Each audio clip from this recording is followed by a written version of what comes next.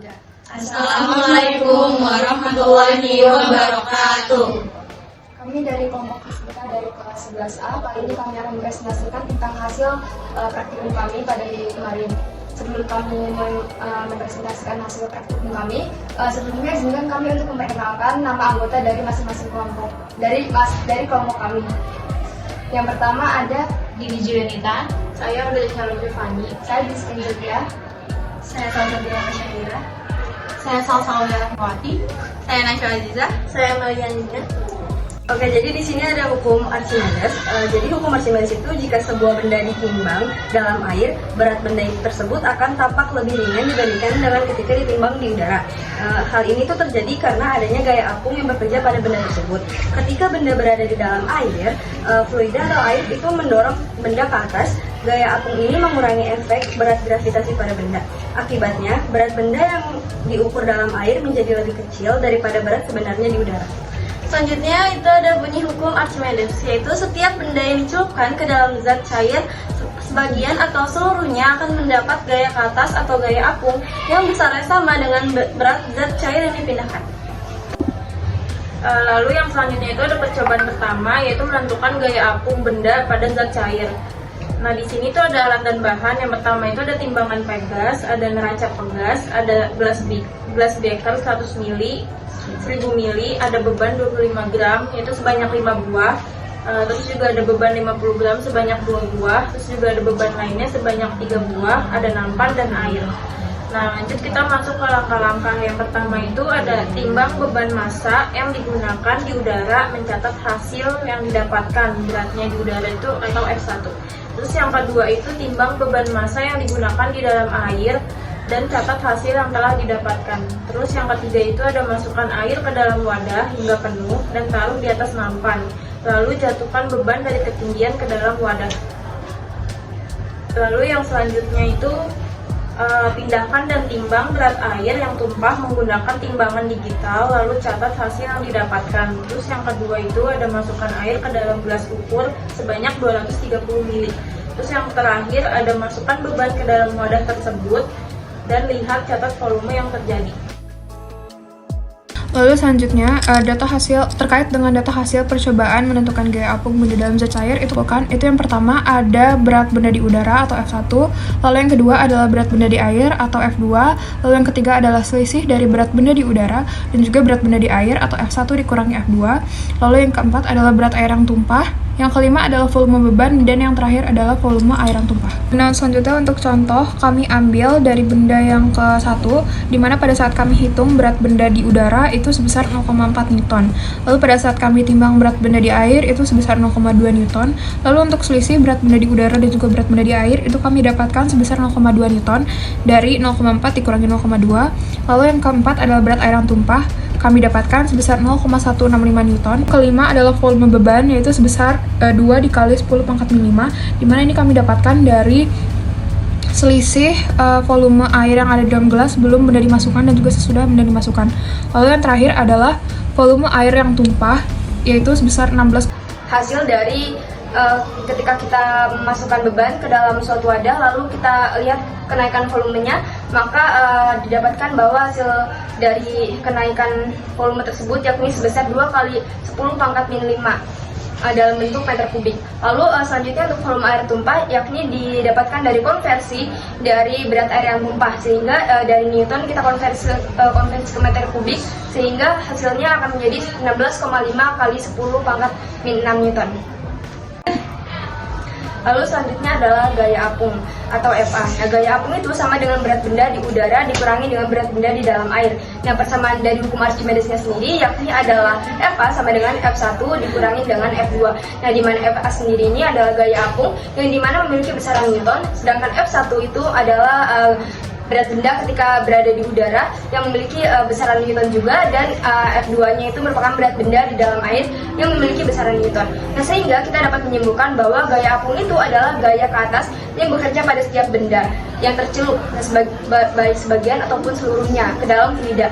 Nah, gaya ini dapat timbul karena adanya tekanan pada fluida antara bagian atas dan bagian bawah benda. Nah, lalu prinsip kerja dari gaya apung sendiri itu adalah benda yang tercelup di dalam fluida akan mengalami gaya ke atas sama besarnya dengan yang dipindahkan oleh benda tersebut. Lalu, ada pun hubungan antara gaya apung yang bekerja pada suatu benda dengan berat air atau fluida yang dipindahkan oleh benda tersebut.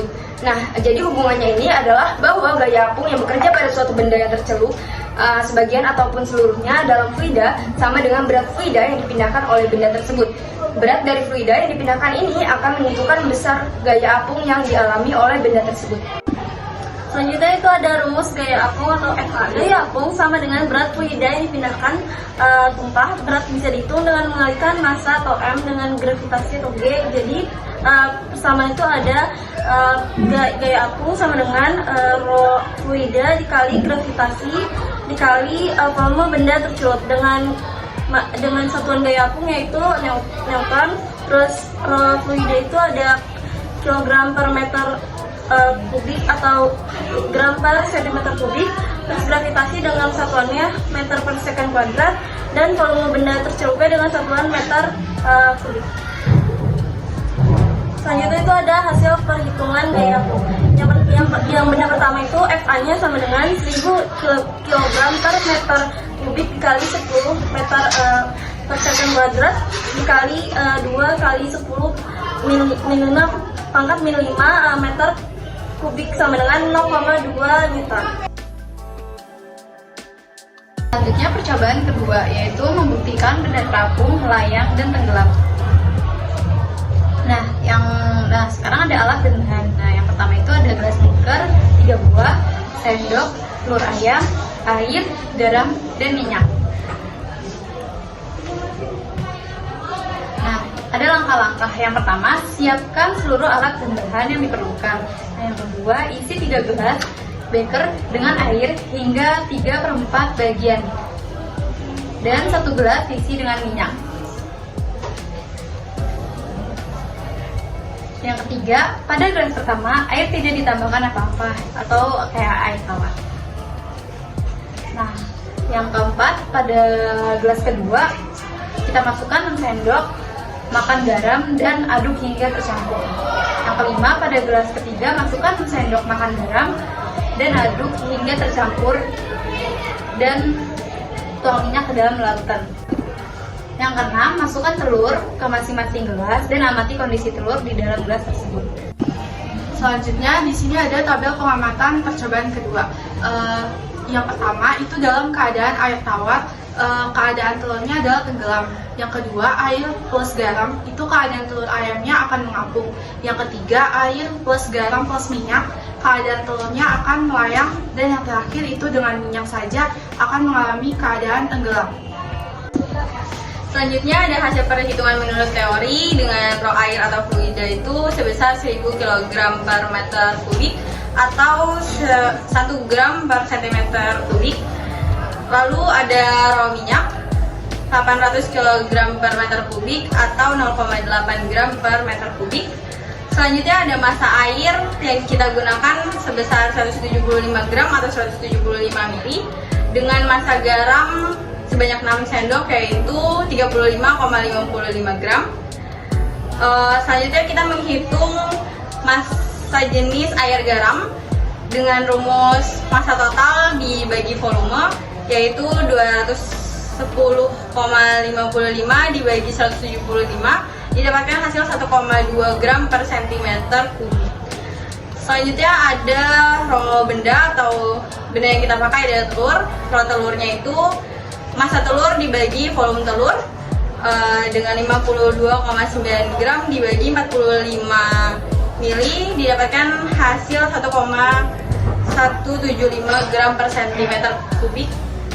Selanjutnya ada rho air garam ditambah minyak yaitu massa total air garam plus minyak dibagi volume total dengan 175 gram ditambah 35,55 gram ditambah 80 gram dibagi 248 mili didapatkan hasil 1,17 gram per centimeter.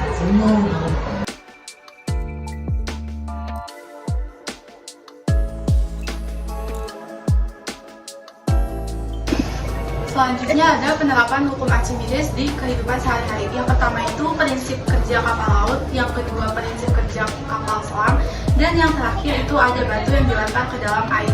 Dan yang terakhir di sini ada kesimpulan, berdasarkan percobaan yang telah kami lakukan, terbukti adanya hukum Archimedes, yaitu bahwa jika suatu benda yang dicelupkan ke dalam zat air, maka benda tersebut akan mengalami gaya ke atas yang besar sama dengan zat cair yang dipindahkan oleh benda tersebut. Dan didapatkan kesimpulan tambahan bahwa benda tenggelam karena massa jenis benda lebih besar daripada massa jenis air. Lalu benda melayang karena massa jenis benda itu sama dengan massa jenis air. Dan benda terapung karena massa jenis benda itu lebih kecil daripada massa jenis air.